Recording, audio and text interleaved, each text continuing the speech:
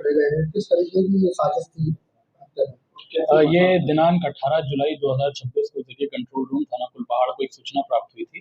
जिसमें यह बताया गया था थाना कुलपहाड़ के बेलाताल क्षेत्र में एक फूलबाग हनुमान मंदिर है। वहाँ के जो पुजारी जी थे उदित नारायण मिश्रा जी, उनकी किसी अज्ञात व्यक्ति द्वारा उनके सर पे डंडे से वार करके उनकी हत्या कर दी है। घटना की सेंसिटिविटी देखते हुए तत्काल सीओ कुलपहाड़, एसएचओ कुलपहाड़ और एडिशनल एसपी मौके पर रवाना हुए थे तथा इन सभी अधिकारियों द्वारा घटनास्थल का स्वयं निरीक्षण किया गया था एवं जो भी वहाँ पे साक्ष्य मिल रहे थे उन्हें एकत्रित करने का प्रयास किया गया था। गंभीरता देखते हुए इसमें 5 टीमों का गठन किया गया था, जिसमें थाना कुलपहाड़ की टीम, एसओजी की टीम और सर्विलांस की टीम भी लगाई गई थी। क्योंकि ये ग्राम का एरिया था इसलिए वहाँ पे किसी प्रकार का वीडियो फुटेजेस वगैरह अवेलेबल नहीं था, तो पुलिस द्वारा मैनुअली इसमें सभी पुराने विवादों की, पुराने झगड़ों की, वहाँ पे मिलने वाले लोगों की, आने जाने वाले लोगों की गंभीरता से क्रॉस वेरीफाई करते करते अलग अलग तथ्यों पर जांच करी गई एवं साक्ष्य एकत्रित करे गए।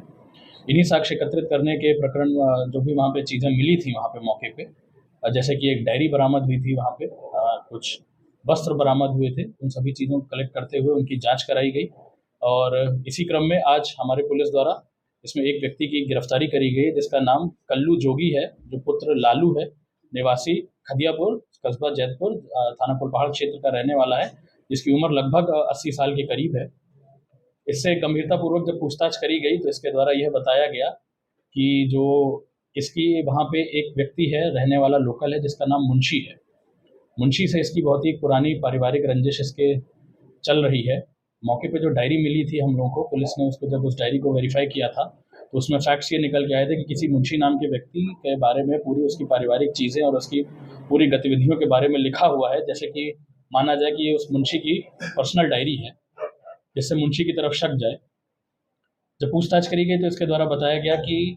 सन 2013 में इसके द्वारा इसकी अपनी पत्नी का मर्डर कर दिया गया था, जिसमें ये जेल गया था, आजीवन कारावास की इसे सजा हुई थी। उस मुकदमे में मुंशी द्वारा इसके खिलाफ बयान दिया गया था व इसका सपोर्ट नहीं किया गया था, जिसके तहत ये मुंशी से अपनी मनी मन एक रंजिश मानने लगा था। इसके अलावा लगभग 20 साल पहले इसकी रिश्तेदारी में एक भांजी थी इसकी, उसकी भी संदिग्ध परिस्थितियों में मृत्यु हुई थी, जिसके लिए ये मुंशी और मुंशी के परिवार को जिम्मेदार मानता था। इस प्रकार ये एक बहुत ही पुरानी मन में रंजिश मुंशी के परिवार के लिए रख रहा था। इसमें बाबा का चुनाव इस व्यक्ति द्वारा इस प्रकार किया गया कि मुंशी की परिवार की बाबा से किसी बात को लेके हाल फिलहाल ही कुछ कहा-सुनी और झगड़ा चला था। तो इसके द्वारा यह प्लान किया गया कि यदि ये बाबा की हत्या कर देगा, तो पूरा इल्ज़ाम जो है इसका वो मुंशी पे जाएगा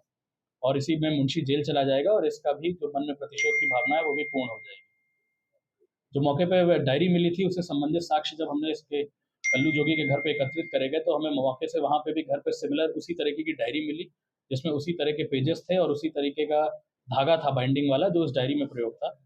तथा डायरी में जो भी लेखन था उसका हम लोगों ने जब मिलान कराया गया तो इसके द्वारा यह भी बताया गया कि शातिरपूर्वक हस्तलिखन का मिलान ना हो सके, इसलिए अपने बाएं हाथ से इसने सभी तरह की चीज़ें और तथ्य उस डायरी में लिखे थे, ताकि कुल मिला के ये ब्लाइंड मर्डर बने और यदि इसमें अगर कोई जाँच भी हो तो जाँच का पूरा असर डायरेक्शन जो है वो मुंशी की तरफ जाए।